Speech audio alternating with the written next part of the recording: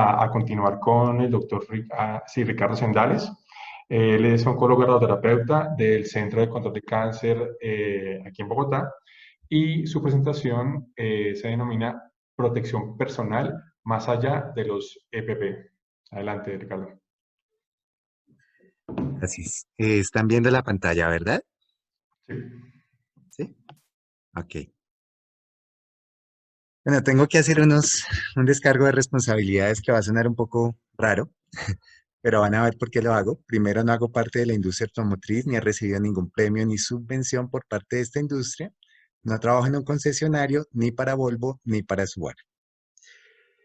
Esto porque quiero que apliquemos algunos conceptos de seguridad que vienen de otras industrias. A nosotros nos han enseñado que en radioterapia debemos aplicar conceptos de seguridad de la industria aeronáutica aterrizados a la prestación de servicios de radioterapia para prestar un servicio seguro a nuestros pacientes. Sin embargo, aunque todos sabemos que la operación aérea resulta muy segura y que es el medio de transporte que menos riesgo de accidentalidad y mortalidad presenta, pues realmente pocos estamos familiarizados con los procesos de la seguridad aérea y estamos mejor familiarizados con la seguridad de los vehículos. Así que voy a hablarles de los elementos de protección personal vistos desde cómo vemos la seguridad en los vehículos y voy a robar unos minutos para que hablemos de seguridad en los vehículos. En Estados Unidos en el 2018 ocurrieron 42.000 accidentes fatales. De esos 42.000 accidentes fatales, 63% ocurrieron mientras que el conductor iba caminando en línea recta y terminó accidentándose y muriendo. Un 18% mientras que pasaba por una curva, un 7% mientras giraba a la izquierda y el resto unos porcentajes bastante bajos. Uno se preguntaría, ¿cuál es el mejor elemento de seguridad en un carro? ¿Es el ABS? ¿Es el control de estabilidad? ¿Es la cámara trasera y los sensores de reversa? ¿Las luces que cambian de altas a bajas o que giran en las curvas de la carretera? ¿Es el autofreno frontal y trasero? ¿La detección del punto ciego cuando uno gira a la izquierda o a la derecha y el carro le avisa que hay otro carro sobre el carril y evita el choque?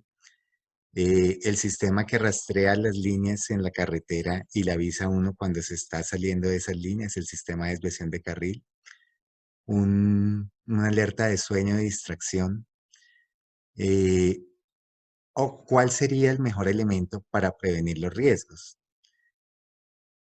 Digamos, hay dos alternativas. Hay una forma de prevenir el riesgo, que sería evitar el accidente, y todos estos que les he nombrado son mecanismos para evitar el accidente.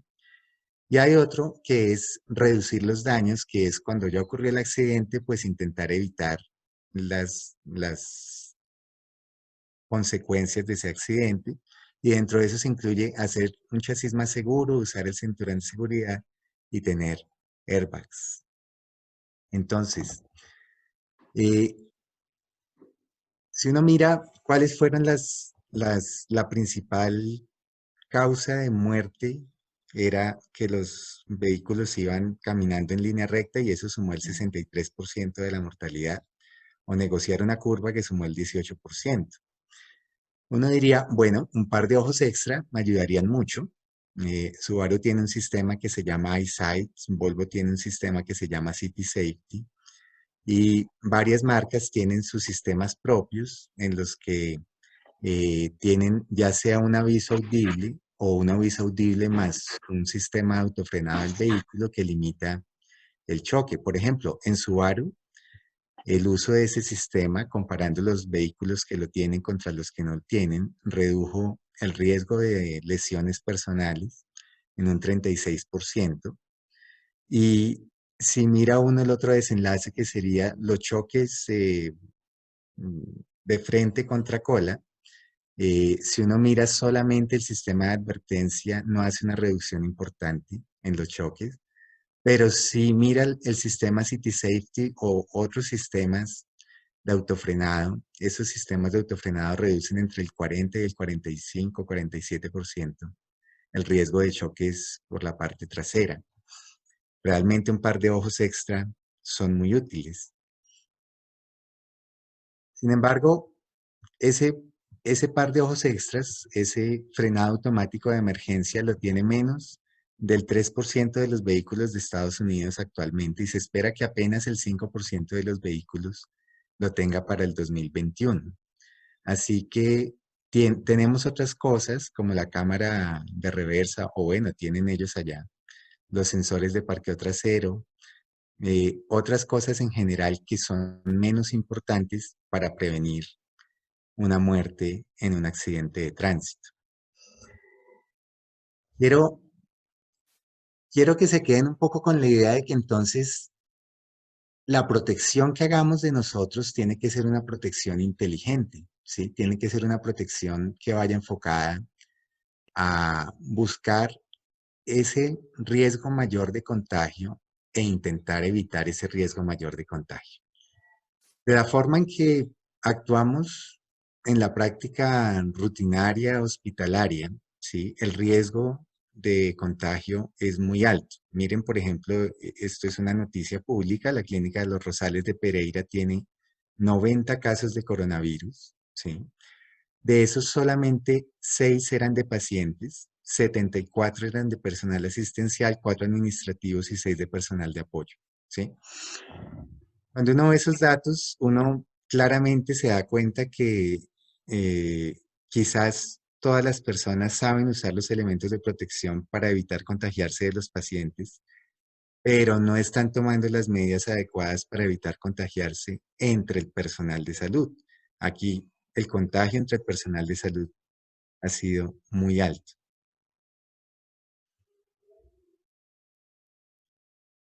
Esta noticia es pública también, fue lo que pasó en el Policlínico de Olaya. Esto estábamos durante la epidemia, ya teníamos varios casos, estábamos en fase de contención y todavía estaban compartiendo, mm, el personal asistencial estaba compartiendo espacios que para ese momento ya no deberían estar compartiendo. Pero es que, claro, quizás el énfasis para nosotros ha sido cuidado, protéjanse del paciente, pero nunca ha sido cuidado, protéjase de su compañero que puede estar en alto riesgo de estar infectado por estar simplemente fuera de su casa en el transporte público atendiendo pacientes. Y eso como que nunca nos lo mostraron. Y cuando uno mira los datos de las instituciones, realmente es algo que es muy relevante, ¿sí? No solo la transmisión entre el personal de salud es alta, la transmisión entre pacientes también puede ser muy alta. Esto es la clínica Nuestra Señora de la Paz, una clínica psiquiátrica en Bogotá. Les hicieron pruebas al 100% de las personas que estaban en la clínica, estaban siendo atendidas en la clínica. De esos 157 resultaron positivos, 109 pacientes institucionalizados y 48 trabajadores. Lo cual muestra cuál es la facilidad de contagio que hay tanto entre médicos y pacientes, como de pacientes a médicos y como entre personal de salud. Entonces, tenemos que pensar en la atención del coronavirus como un accidente. Así que, ¿qué vamos a entender nosotros como un accidente? Bueno, un accidente va a ser exponernos a un paciente positivo. Y vamos a hacer dos formas de ver la prevención para evitar ese riesgo. Una es cómo evitar ese accidente y otra es cómo reducir los daños después de que el accidente de exponernos a un paciente positivo ya ha ocurrido. De acuerdo con el CDC, hay algo muy importante para poder clasificar el tipo de exposición que tiene la persona cuando está en contacto con un paciente positivo para COVID, ¿sí? Primero, miren que hay dos tablas, les presento la primera y la segunda. La tabla uno, esta es una traducción de la tabla que hace el CDC. La tabla uno habla de cuál es el riesgo el riesgo que tiene, la categoría de exposición de riesgo que tiene el trabajador cuando el paciente usaba tapabocas, ¿sí? Miren que es tan importante el hecho de que el paciente use tapabocas que hay una tabla para cuando el paciente lo usa y para cuando el paciente no lo usa. Y eso tiene unas implicaciones para la forma de hacer monitoreo del trabajador y las restricciones laborales que tiene, ¿sí? Entonces, si el paciente usaba tapabocas, ¿sí? Y el personal de atención no usaba ningún elemento de protección personal, el solo hecho de que el paciente usara tapabocas le da a ese trabajador de la salud una categoría de exposición de riesgo medio, ¿sí? Ni siquiera es una categoría de riesgo alto, sino una categoría de riesgo medio por el solo hecho de que el paciente use tapabocas. Este es un aspecto clave que tenemos que identificar para la atención de nuestros pacientes y tenemos que garantizar que los pacientes usen tapabocas porque eso inmediatamente nos disminuye la clasificación de riesgo en nuestra categoría de exposición. Si el trabajador no usaba tapabocas o respirador en el caso de un procedimiento generador de aerosoles, va como media, pero si ya usaba el tapabocas, ¿sí? Aún sin tener protección ocular, va clasificado como bajo, incluso si no usaba vestido o guantes, y obviamente si usaba todo, pues ahí sí que va clasificado como una categoría de exposición baja. Entonces, si el paciente usa tapabocas y nosotros usamos tapabocas, solamente con eso ya tenemos una categoría de exposición de riesgo baja, no respirador, tapabocas, normal, ¿sí? ¿Qué pasa si el paciente no usaba tapabocas? Bueno, si el paciente no usaba tapabocas, las cosas son diferentes. Si el personal de atención no usaba elementos de protección personal, de inmediato la categoría de exposición de riesgo es alto. Implica que se debe excluir del trabajo por 14 días al personal después de la exposición.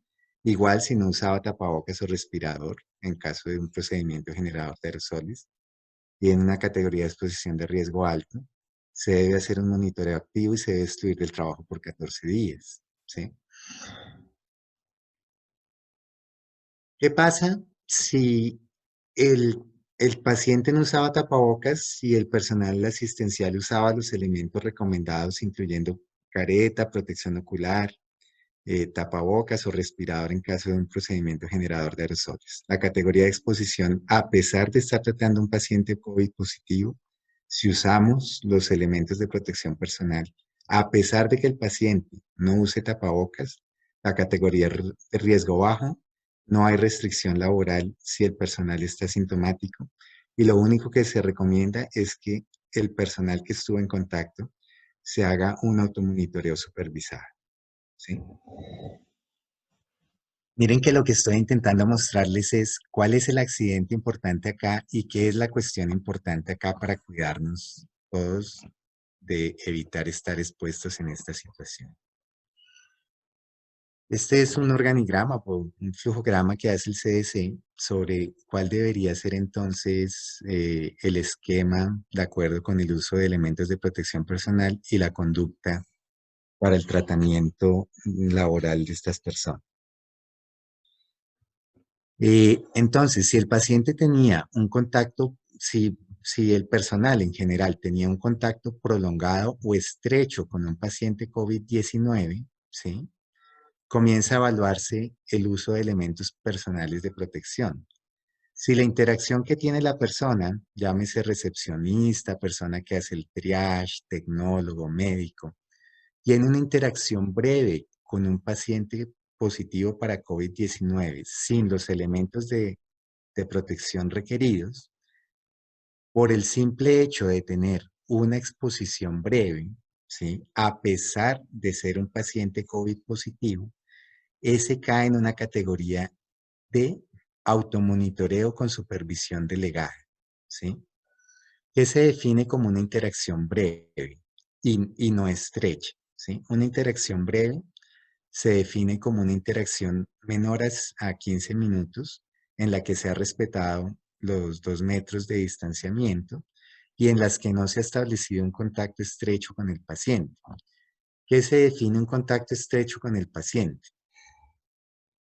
Entonces, un contacto estrecho con el paciente se define como que hayamos mantenido la distancia social de más de 2 metros o 1,5 metros, que no hayamos incurrido en contacto estrecho con él, contacto físico estrecho, ¿sí? Y aquí es muy importante hacer énfasis sobre el contacto físico estrecho que podemos tener con los pacientes pediátricos, que muchas veces mientras están anestesiados, decidimos que la mejor forma de transferirlos es cargándolos en nuestro regazo de una camilla a la otra.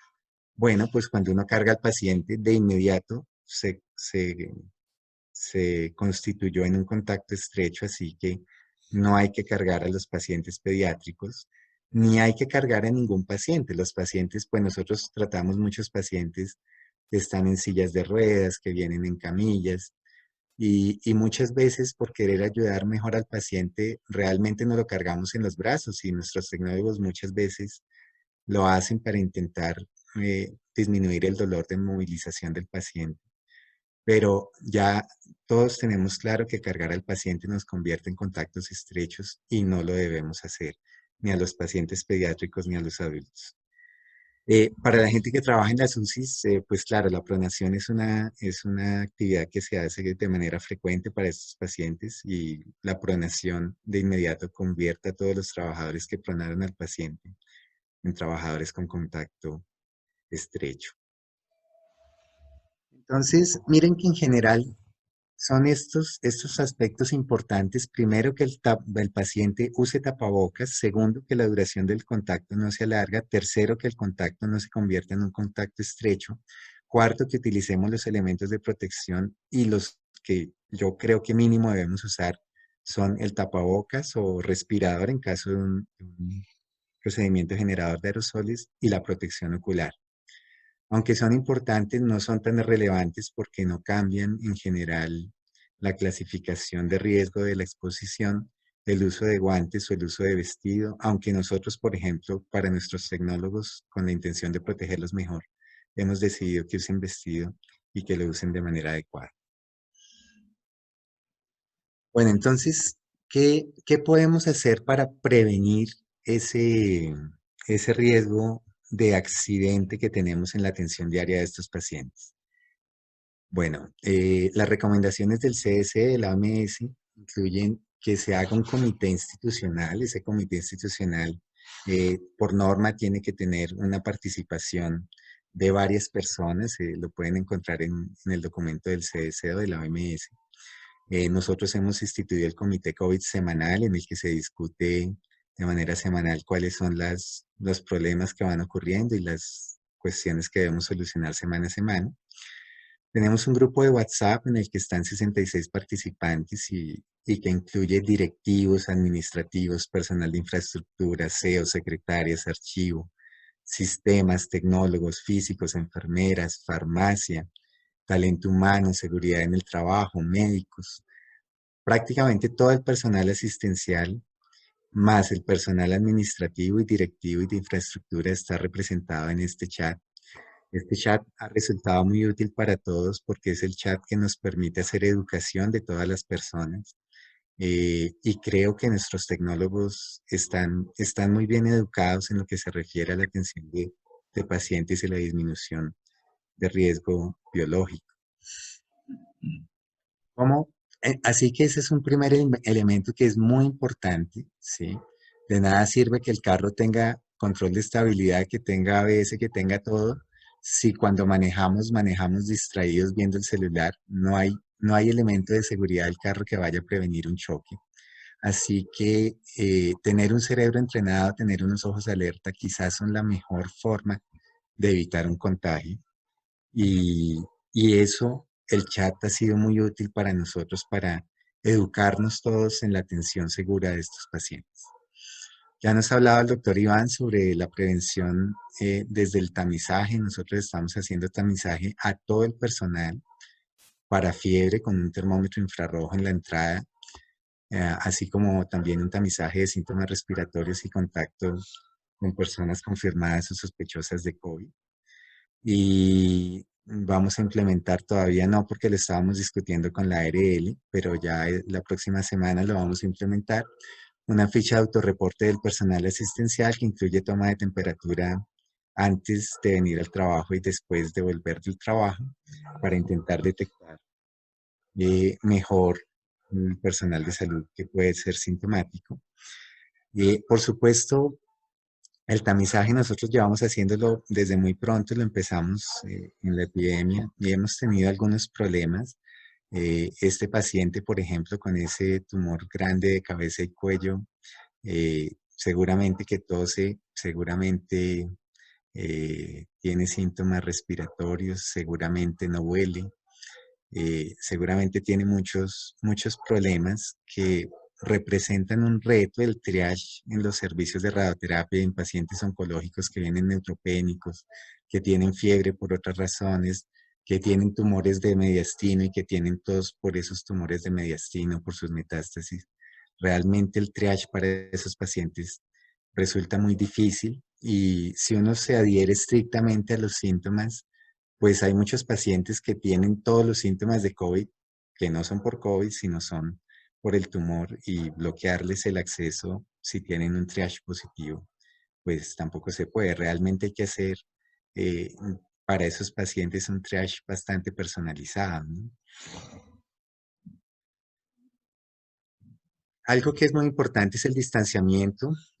Cuando uno mira la ficha que hemos elaborado nosotros para hacer el reporte de rastreo de contactos, en esa definición de quién es un sujeto que requiere ser rastreado como un contacto posible en caso tal de que tengamos un paciente con COVID positivo, pues es muy importante establecer si ha habido un contacto estrecho de esa persona COVID sospechoso, COVID positivo, ya sea con el personal asistencial o con otros pacientes, ¿sí? Así que nuestro objetivo ha sido minimizar los contactos estrechos, ¿sí?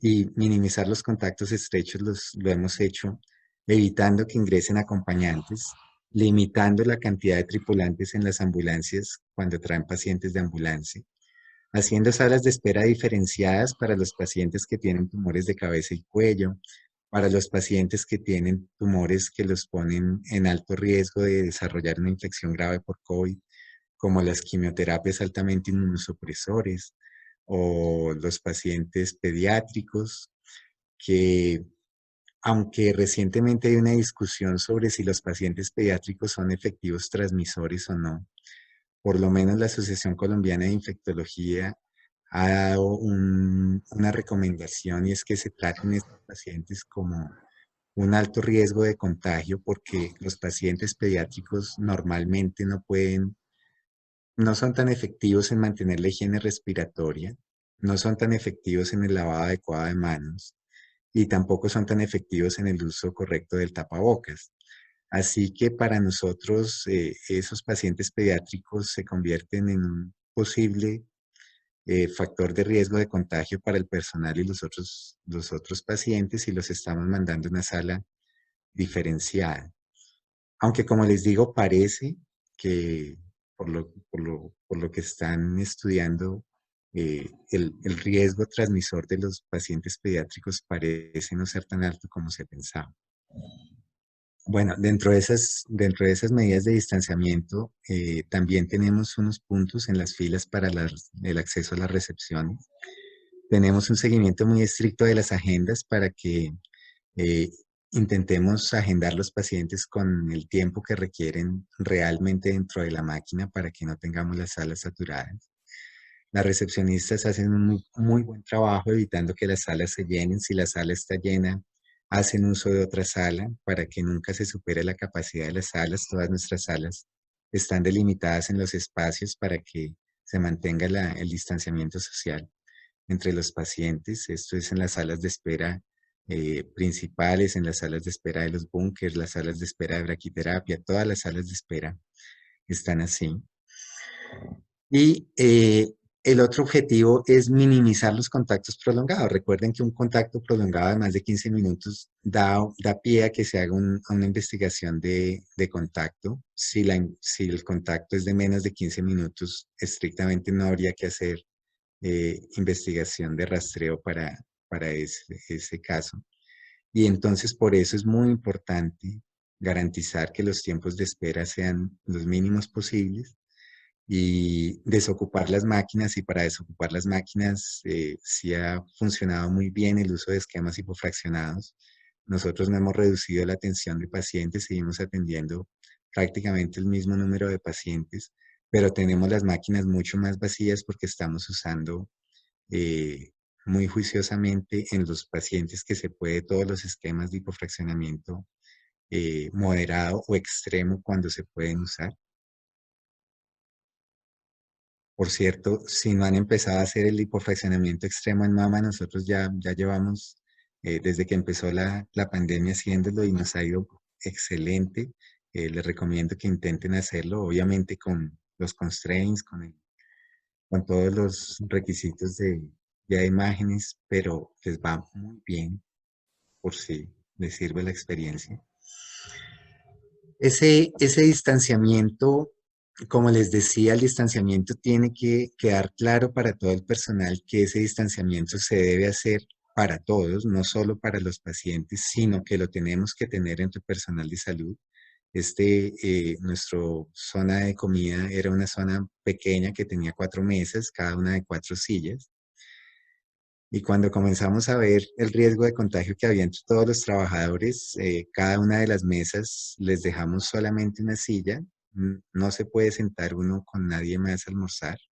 Habilitamos el espacio que teníamos en el auditorio para dar charlas informativas a los pacientes.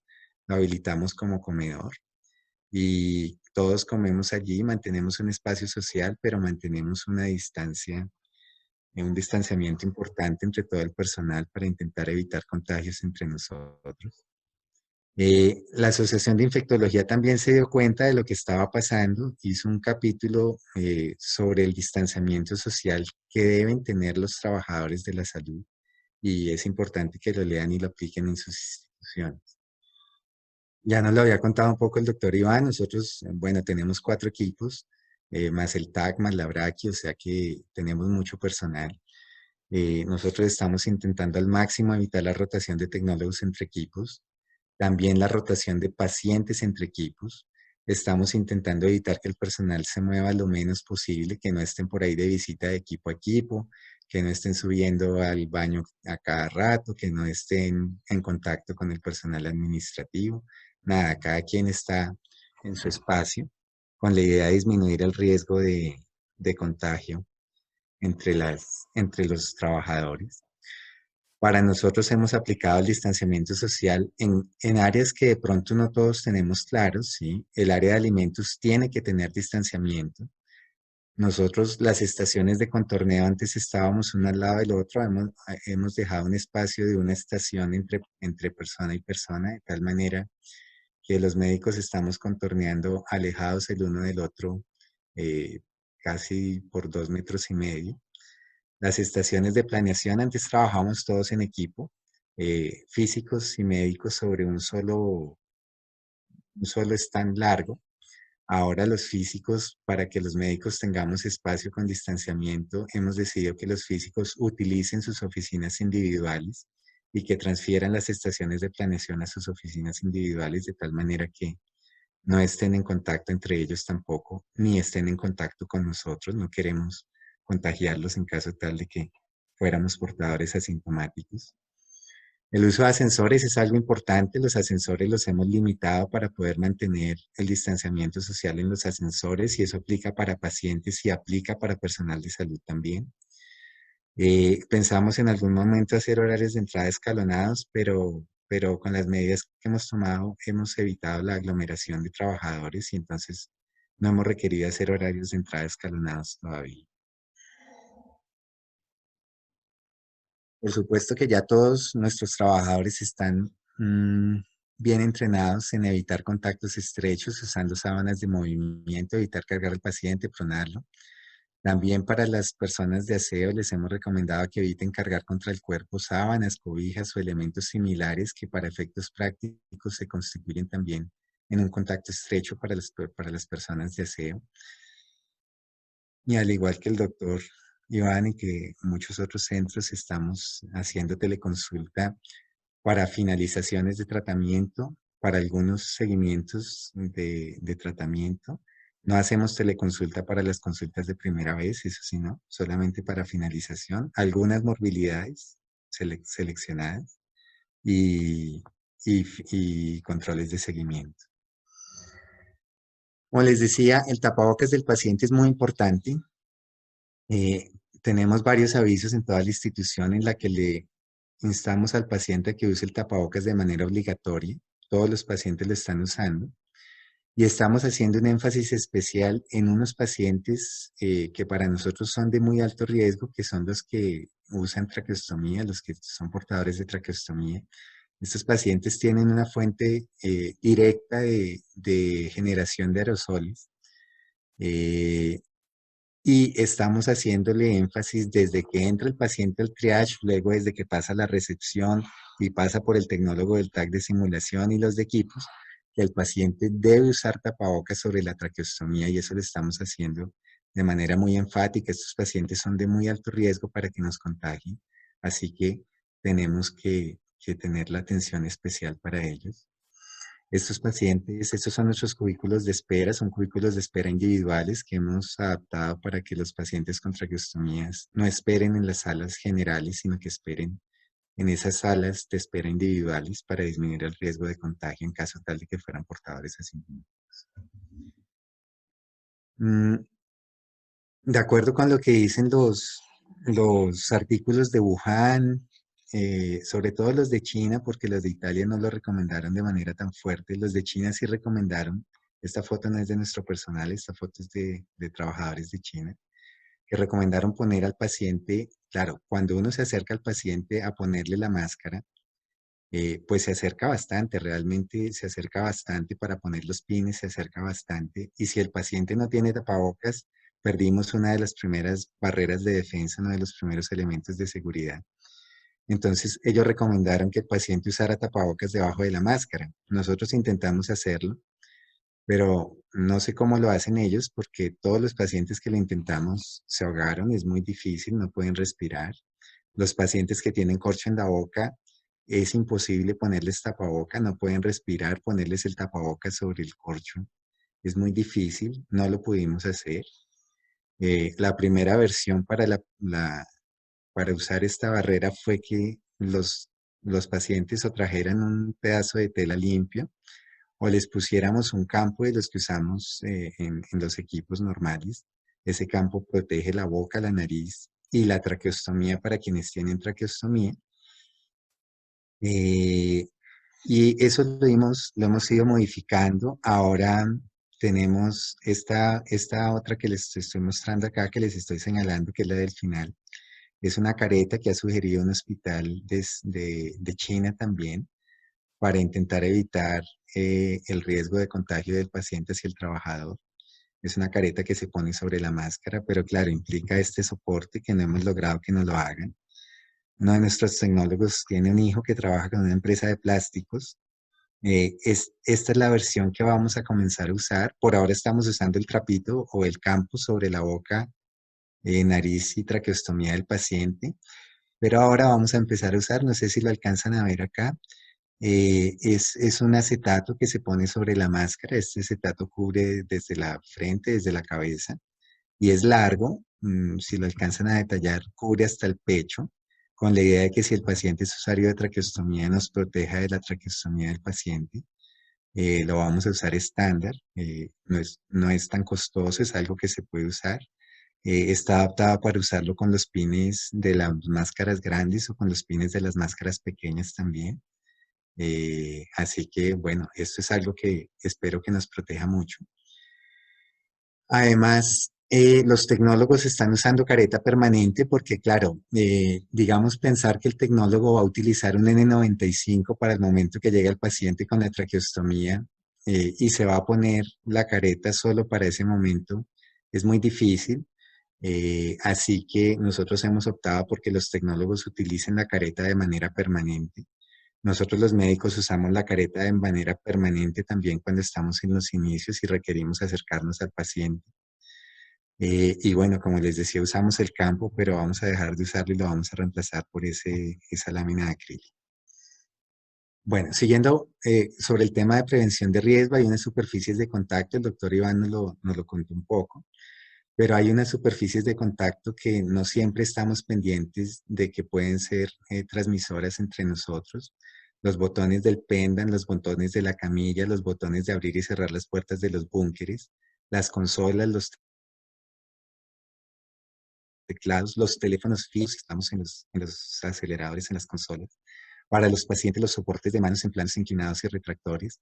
Nos hemos dado cuenta de todas estas superficies de contacto porque estamos haciendo visitas diarias a cada equipo, evaluando el proceso de atención de los pacientes para intentar funcionar como un comité de infecciones. Nosotros pues no estamos asociados a un hospital, no tenemos un comité de infecciones formal como sí lo pueden tener otros hospitales más grandes y creo que muchos centros de radioterapia pequeños funcionan como nosotros, en los que pues no hay un comité de infección formal que esté haciendo esta tarea, pero nuestras enfermeras están haciendo la tarea, todos lo estamos haciendo para intentar evaluar objetivamente cuál es el riesgo de contagio a través de superficies y hemos identificado esas superficies de las cuales no lo pensamos, no eran superficies obvias como lo habíamos pensado inicialmente y las hemos venido detectando a través del proceso de supervisión. Así que hay muchas tareas en cuanto a prevención. Eh, y en cuanto a reducción de daños, realmente las cosas que hemos podido hacer en cuanto a reducción de daños han sido muy limitadas. Eh, Algo que es importante, que no sé si todos tengan ya y que quiero hacerles la reflexión, es que, bueno, todos tenemos carros de paro en los equipos. Los carros de paro tienen que tener ahora, pues no sé si lo dice la legislación, creo que no, hasta donde sé no, pero para nuestra institución, si el carro de paro tiene que tener elementos de protección, una reanimación implica por la succión, por la misma reanimación, un procedimiento generador de aerosoles. Y si vamos a exponernos a ese procedimiento generador de aerosoles, nuestros carros de paro tienen que tener los elementos de protección. Así que a los carros de paro les hemos puesto careta, les hemos puesto respiradores N95 en una cantidad de 3 para las personas que hacen la reanimación en caso tal de que se presente. Obvio, todos estamos intentando entrenarnos en el uso correcto de los elementos de protección personal, pero esa reducción de daños que ocurre cuando ya se presenta el accidente realmente es difícil porque hay muchas limitaciones en la activación del protocolo de rastreo de contactos. ¿Por qué? Porque no podemos confirmar los casos que identificamos como sospechosos en el triage porque no siempre las EPS les hacen las pruebas. Miren, por ejemplo, nosotros hemos tenido en todo el tiempo que llevamos haciendo el triage apenas 3 pacientes febriles por el termómetro infrarrojo. De esos, cuando confirmamos por termómetro convencional, solo era febril 1. Y ese paciente febril teníamos un registro de su saturación en la consulta de valoración inicial que estaba como en 90.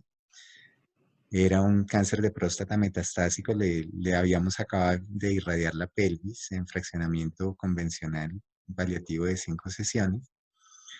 Y cuando vino al control de finalización, porque hay algunos pacientes que no quieren hacer ese control de finalización por teleconsulta, este paciente vino a su control de finalización y en el triage lo identificamos con fiebre. Cuando nosotros identificamos con fiebre al paciente, no lo devolvemos, no le bloqueamos la entrada a la institución, lo que hacemos es enviarlo a un área aislada, como los cubículos de los pacientes que les mostré para traqueostomía, los mandamos a esa área aislada y allá les hacemos una valoración más completa en la que miramos en qué condiciones está el paciente para saber si lo podemos mandar a la casa o lo tenemos que mandar a urgencias en un proceso similar al que nos contó el doctor Iván. Este paciente en ese proceso complementario de valoración le tomamos la saturación y tenía una saturación de 73%, después de haber estado con una saturación inicial del 90 y pico. Así que lo remitimos formalmente diciendo que este paciente tenía fiebre, había bajado la saturación y que considerábamos que podría tener, pues tenía síntomas de COVID, compatibles con COVID, y lo mandamos a su EPS y la EPS finalmente consideró que no, que él no cumplía con los criterios, no le hicieron la prueba y la verdad nunca sabremos si ese paciente tuvo o no COVID y creo que ese problema lo vamos a tener mucho porque no siempre las EPS les hacen las pruebas a los pacientes que nosotros pensamos que podrían ser compatibles con COVID. Así que hacer el rastreo ha sido difícil. También nos hemos enterado de algunos pacientes que resultan ser COVID positivos, pero nos avisan a los 15 días que fueron COVID positivos. A los 15 días ya no tenemos nada que hacer, o sea que la reducción de daño resulta muy difícil para nosotros con la forma en la que se están haciendo las pruebas en este momento en nuestro país. Eh, Ya estoy por finalizar. Les quiero resaltar unos hechos de un día que les envié en la copia del chat a los tecnólogos y a todo el personal algunos puntos claves y es simplemente recordar que el hecho de que el paciente use tapabocas de inmediato nos disminuye la categoría de riesgo, que si usamos correctamente y de manera completa nuestros elementos también nos disminuye la categoría de riesgo mínimo, incluso si atendemos un paciente positivo. El hecho de tener contacto prolongado incrementa el riesgo y entonces tenemos que ser estrictos para evitar las demoras en la atención. Debemos evitar las actividades de contacto estrecho con los pacientes como cargarlo, rotarlo, pronarlo. Si respetamos el aislamiento especial y disminuimos el tiempo en las salas de espera de los pacientes, evitamos que los pacientes sean contactos sujetos de rastreo, así que tenemos que intentar ser juiciosos con las agendas y limitar el tiempo en salas de espera y que si respetamos el aislamiento espacial entre nosotros, los trabajadores, también vamos a hacer evitar ser contactos sujetos de rastreo y cuarentena. Así que en las conclusiones les digo que hay que comprar un vehículo con frenado autónomo de emergencia y control de estabilidad porque son los dos mecanismos principales de muerte en Estados Unidos documentados, así que si van a comprar carro dentro de poco, intenten comprarlo con esa característica. Y la seguridad personal en la atención de los pacientes de radioterapia durante esta pandemia va mucho más allá del uso adecuado de los elementos de protección. La protección cubre mucho más que eso. Muchas gracias. Gracias al organizador y a todos por su asistencia. Bueno, Ricardo, pues muchísimas gracias por su completa revisión. Hay una pregunta de alguien que se dice como Huawei Mate 10. Dice, ¿usar guantes es importante para el contacto con los pacientes? No, usar guantes, como les mostré en la diapositiva, usar guantes incluso en un paciente COVID positivo, usar guantes no cambia nuestra clasificación de riesgo. Obviamente, el personal de salud que está en atención de primera línea sí los debe usar, pero nosotros que no estamos en atención de primera línea no los debemos usar de manera rutinaria. Obviamente hay que usarlos en las condiciones en las que habitualmente usábamos los guantes si vamos a entrar en contacto con secreciones, con piel lesionada, con fluidos del paciente, pues obviamente sí. Pero en el paciente normal no debemos usar guantes. Y los guantes, todos sabemos, son un vehículo de transmisión cruzada que no nos permite lavarnos las manos, que nos da una falsa sensación de seguridad. Así que los guantes no se requieren como uso rutinario solamente para las situaciones en las que normalmente los usamos. Bien, bueno, alguien que estaba como Galaxy S11 había levantado la mano, no sé si quiere hacer alguna pregunta. No, bueno, Iván, adelante. Gracias Ricardo por la excelente charla. Una pregunta, estos datos que presentas son con tapabocas quirúrgico, me imagino, pero ¿qué recomendación nos harías en una situación como en Colombia, donde hay tantos tapabocas de tela, tantos tapabocas hechizos, tantos tapabocas de uso industrial que la gente saca de sus trabajos y pues se protegen? Igualmente podríamos estar tranquilos con ese tipo de equipamiento, pues. Sí, para efectos de disminuir la posibilidad de contagio del paciente hacia el personal, sí, pero hay que tener una consideración importante y es que, por ejemplo, los N95, hay pacientes que usan los N95, hay unos N95 que tienen válvula y otros que no tienen válvula, ¿sí? Varios de nuestros pacientes que son muy firififís traen su N95 con válvula, ¿sí? Y el problema es que el N95 con válvula protege para el ingreso, pero no protege para la salida del virus, ¿sí? Entonces, incluso nosotros, si usáramos N95 de manera rutinaria con válvula, nos estamos protegiendo a nosotros, pero no estamos protegiendo a otras personas no, de nosotros, ¿sí? Así que los de telas también, eh, los que tienen válvulas, sean de uso deportivo, sean los N95 con válvula, no nos protegen a nosotros del paciente y hay que intentar que el paciente use los tapabocas desechables convencionales o los tapabocas de tela. Para el personal de salud ahora tenemos un problema, creo que todos los centros en el país lo están teniendo, y es que como dejaron de venir los tapabocas importados, estamos haciendo tapabocas nacionales que son realmente de una calidad bastante regular. Entonces generan alergias, eh, los cauchos aprietan mucho las orejas, entonces duelen las orejas, o aprietan la nariz, o son muy pequeños y los que tenemos cara grande no nos cabe la cara en el tapabocas. Entonces realmente ha sido difícil, no se encuentran los tapabocas importados que uno podía mantener todo el día sin problema. Y algunos de nosotros estamos recurriendo a usar tapabocas de tela en la práctica clínica porque la calidad de los tapabocas nacionales es muy mala y realmente un tapabocas de mala calidad lo obliga a uno a que se le esté subiendo, a que se esté acomodando de manera continua el tapabocas y eso le expone a mucho riesgo. Entonces, bueno, eso es un problema que estamos teniendo. Idealmente deberían ser desechables, pero si son de buena calidad, si nos van a tener tosiendo y estornudando cada rato porque nos dan alergia y subiéndonos lo de la nariz porque nos queda chiquito, creo que es mejor usar uno de tela. Ricardo, voy a leer tres preguntas más y continuamos. Y pues la respuesta un poco más condensada. Bueno, Vale. hay una pregunta que dice, ¿cómo limita el tiempo en la consulta de primera vez e implementa la distancia segura? Bueno, nuestros consultorios son bastante grandes. Hemos indicado que deban tener una circulación permanente de aire. Casi todos los consultorios están con ventanas abiertas al exterior. No tenemos consultorios cerrados.